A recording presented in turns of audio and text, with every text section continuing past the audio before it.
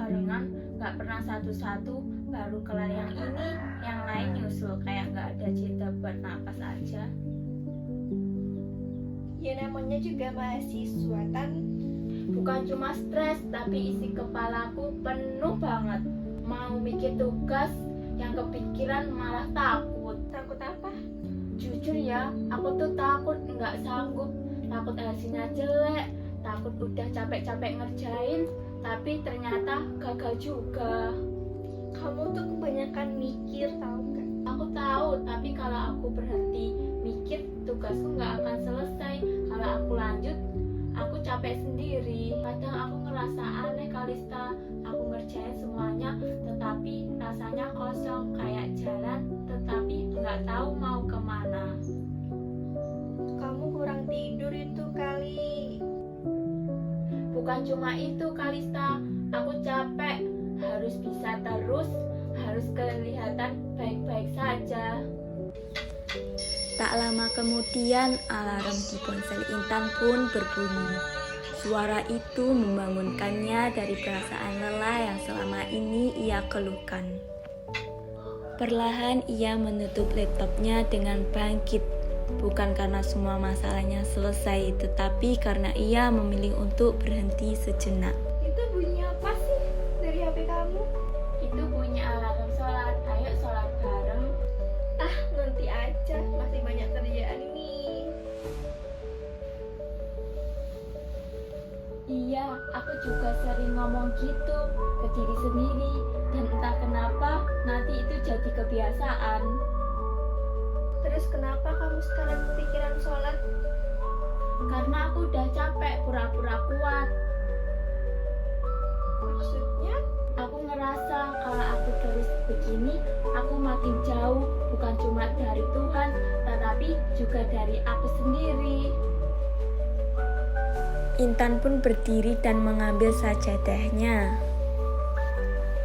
Saat hendak sholat, suara kecil di dalam hatinya berbisik, "Aku cuma pengen berhenti sebentar, bukan karena aku rajin, tetapi karena aku sudah tidak sanggup berjalan sendiri."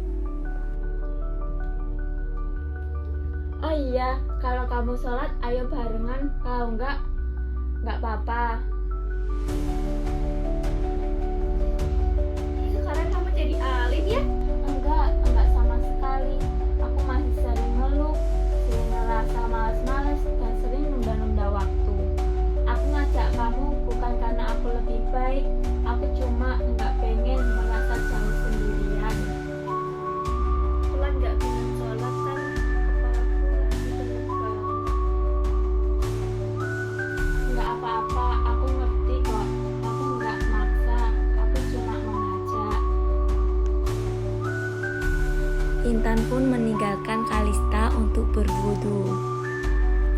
Mata Kalista pun tertuju pada sajadah yang masih terlipat rapi di sudut kasur. Ia menatapnya cukup lama sampai hatinya perlahan mulai terbuka. Tak lama kemudian Kalista pun bangkit dan menghampiri temannya. Kan kalau aku ikut Semarang, kamu nemenin aku kan? Iya, ayo kita sholat bareng. Ayo.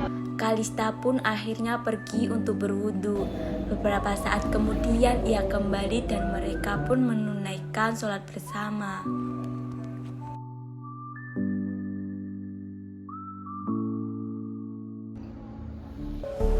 Dan sebenarnya masalahku masih banyak. Dan jujur, aku belum berubah sepenuhnya. Juga tugas masih numpuk, deadline sudah mepet. Tapi rasanya gak beda setelah sholat ini. Iya, setidaknya kita nggak ngerasa sendirian. Tugas boleh menumpuk, lelah boleh datang, tetapi jangan biarkan Allah jadi yang terakhir diingat. Sesibuk apapun kamu sebagai mahasiswa, jangan tinggalkan ibadah, karena justru di sanalah kekuatanmu berada. Mungkin kamu belum jadi orang baik, tetapi hari ini kamu berani mengajak dan ternyata itu juga caramu untuk pulang.